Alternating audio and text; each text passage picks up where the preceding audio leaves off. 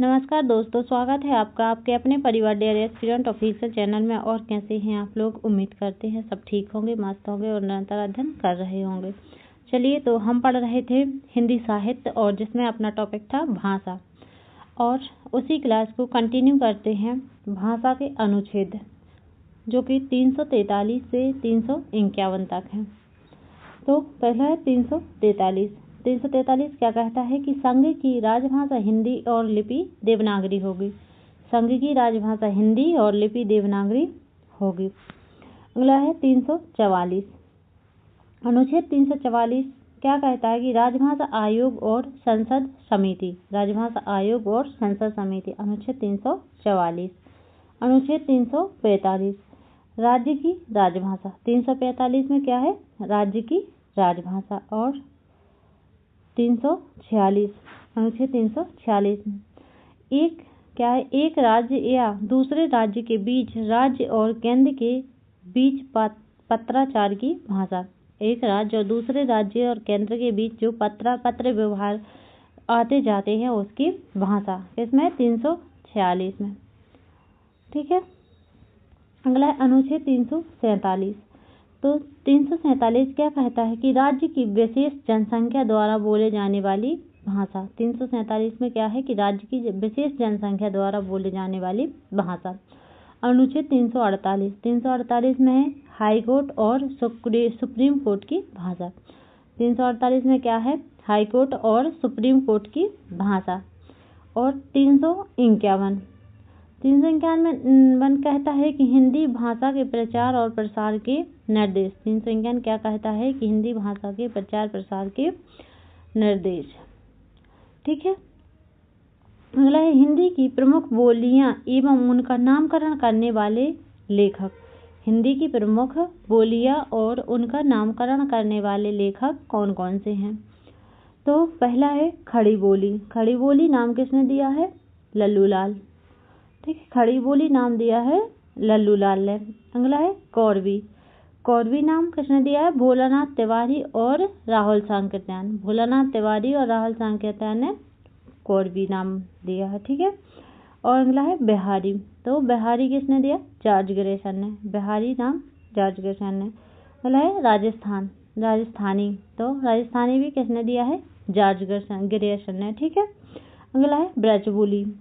ब्रजबोली किसने दिया है? ईश्वरी चंद्र गुप्त ने। ब्रजबोली ईश्वरी चंद्र गुप्त। और भोजपुरी रेमंड। भोजपुरी किसने कहा है? रेमंड ने। मैथिली कोलब्रुक। मैथिली किसने कहा? कोलब्रुक ने। और डेंगल बांकेलाल ने। ठीक है। हिंदी की जो बोलियां हैं उनका नामकरण किस किसने किया है ये बताया गया है। ठीक है। अगला है विठलनाथ ने 1565 में अपने 4 शिष्य और वल्लभाचार्य जी के 4 शिष्यों को मिलाकर अष्टछाप की स्थापना की। अष्टछाप की स्थापना कब हुई? 1565 में। किसने की? विठलनाथ ने। ठीक है। 4 शिष्य विठलनाथ के और 4 वल्लभाचार्य के, इन 8 शिष्यों को मिलाकर अष्टछाप की स्थापना हुई। विठलनाथ के शिष्य कौन कौन से हैं? गोविंद स्वामी, छीत स्वामी, चतुर्भुजदास और नंददास। गोविंद स्वामी, छीत स्वामी, चतुर्भुजदास और नंददास। ठीक है। और वल्लभाचार्य के शिष्य कौन कौन से हैं? सूर्यदास, कृष्णदास, कुंभनदास और परमानंददास। वल्लभाचार्य के सूरदास, कृष्णदास, कुंभनदास और परमानंददास। ठीक है। अगला है उत्तर प्रदेश की बोलियां। उत्तर प्रदेश में कौन कौन सी बोलियां कहाँ कहाँ बोली जाती हैं इनको पढ़ेंगे। ठीक है। तो ब्रजभाषा। ब्रजभाषा भरतपुर अंतर्देशीय ब्रजभाषा के नाम है भरतपुरी, अंतर्देशी, डांगी, बुक्सा, ग्वालियरी और मथुरी। ठीक है। और ये जो बुक्सा है ये कहाँ बोली जाती है? नैनीताल के तराई क्षेत्र में बोली जाती है। तो इन्हें याद रखना है। ब्रजभाषा के नाम कौन कौन से? भरतपुरी, अंतर्देशी, डांगी, बुक्सा, ग्वालियरी और माथुरी। ठीक है। अवधी। अवधी को क्या क्या कहते हैं? बेसवाड़ी, मिर्जापुरी और बनेधी।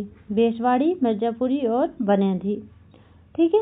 अगला है भोजपुरी। तो भोजपुरी को कौन कौन से नाम से जानते हैं कि गोरखपुरी, सोनपारी, मघेसी, सखरिया, नारन, सारन, छपारही और खारवाही।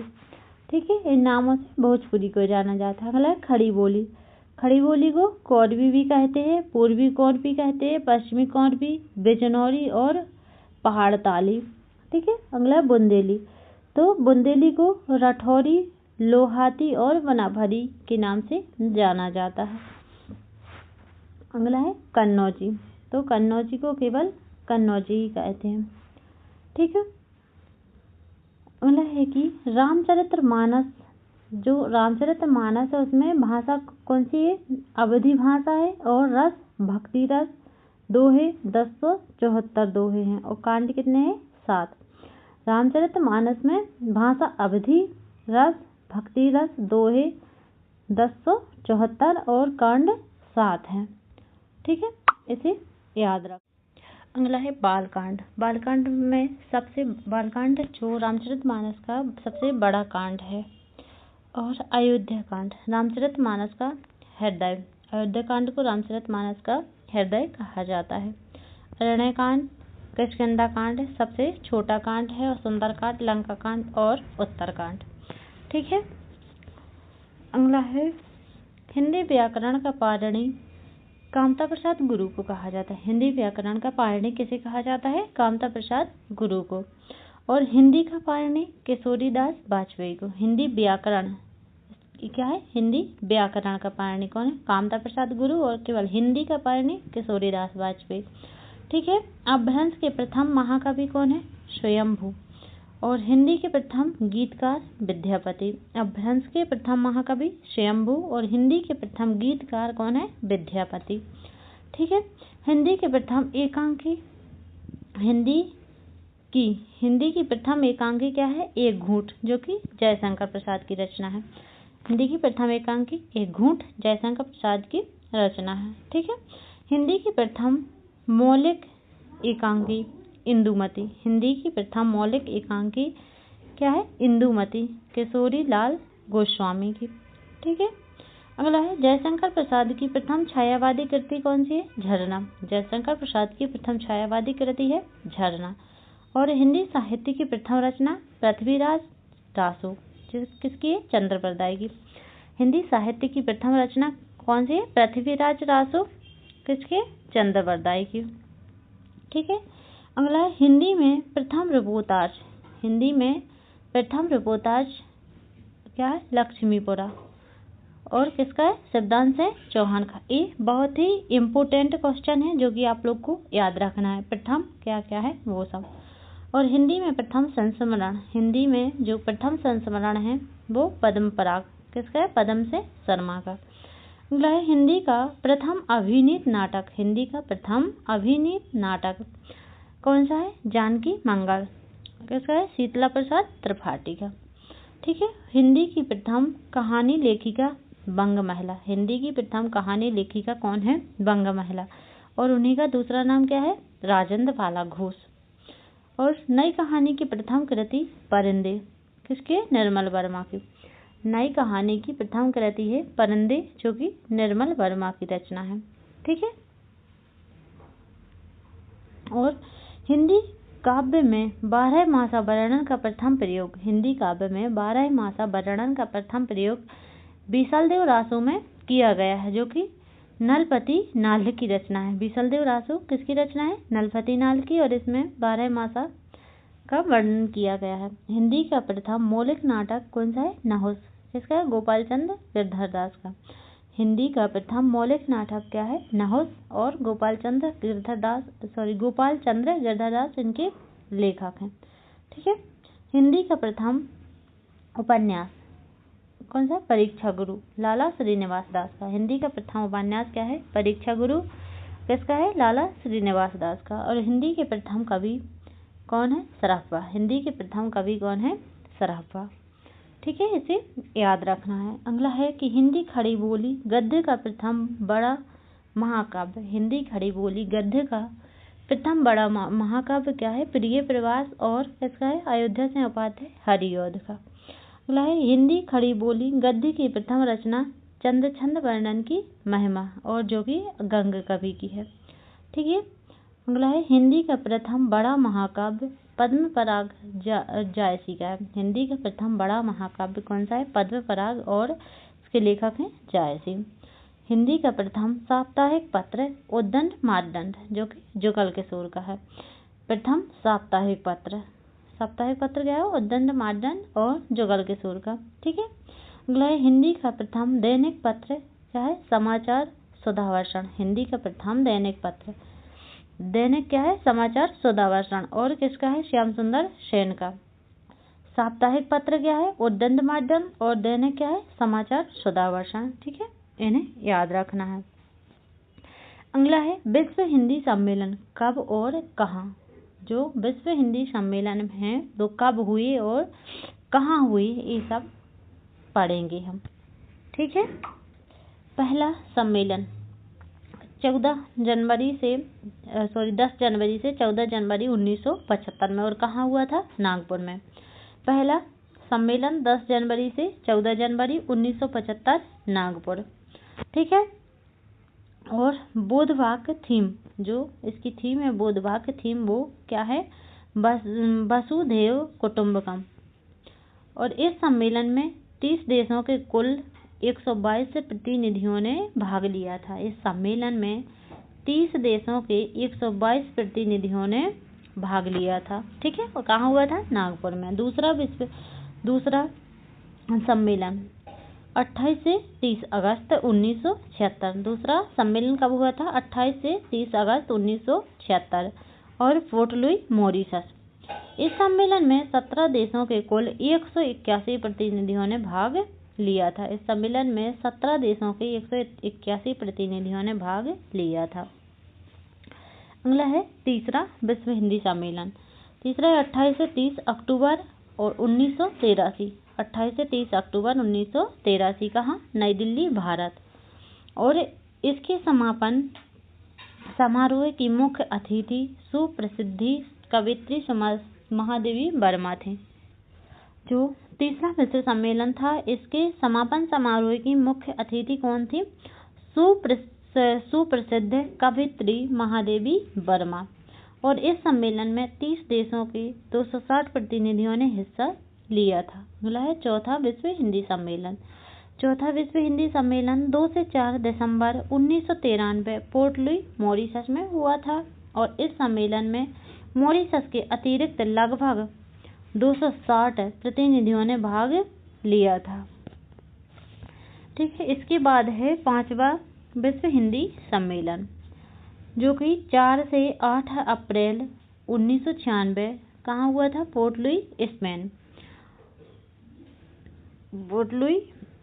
पोर्ट ऑफ स्पेन में हुआ था, और त्रिनिदाद एवं टोबैगो। ठीक है। इस सम्मेलन का केंद्रीय विषय था प्रवासी भारतीय और हिंदी।